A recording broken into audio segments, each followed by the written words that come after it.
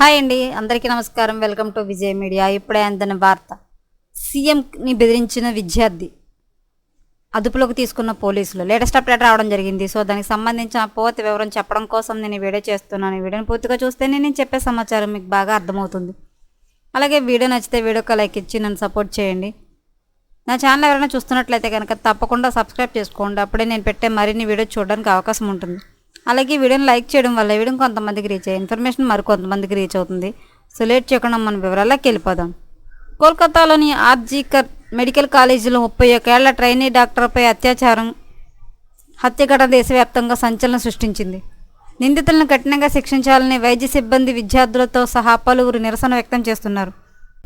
ఈ క్రమంలో ఓ విద్యార్థి హద్దు దాటి వ్యవహరించారు. పశ్చిమ బెంగాల్ సీఎం తృణమూల్ కాంగ్రెస్ అధినేత్రి మమతా బెనర్జీకి వ్యతిరేకంగా హింసను ప్రేరేపించేలా పోస్టు పెట్టారు.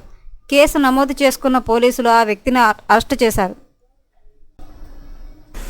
కోల్కతా ట్రైనీ డాక్టర్ ఘటన గురించి కీర్తి సోషల్ అనే ఇన్స్టాగ్రామ్ ఖాతా నుంచి 3 పోస్టులు అప్లోడ్ చేయబడ్డాయి.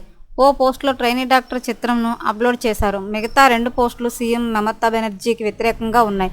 మాజీ ప్రధాని ఇందిరాగాంధీ హత్యను గుర్తుకు తెచ్చే విధంగా సీఎం మమతాను హత్య చేయడానికి ఇతరులు ప్రోత్సహించినట్లు పోస్టులు ఉన్నాయి. వీటిపై టీఎంసీ నేతలు ఫిర్యాదు చేయగా తలతల పోలీసులు 12వ తరగతి విద్యార్థిని అరెస్టు చేశారు. విద్యార్థిని కోర్టులో హాజరుపరుస్తానని పోలీసులు తెలిపారు. ఎప్పటికప్పుడు ఇలాంటి మరిన్ని లేటెస్ట్ అప్డేట్ల కోసం మన ఛానల్ తప్పకుండా సబ్స్క్రైబ్ చేసుకోండి. Thanks for watching.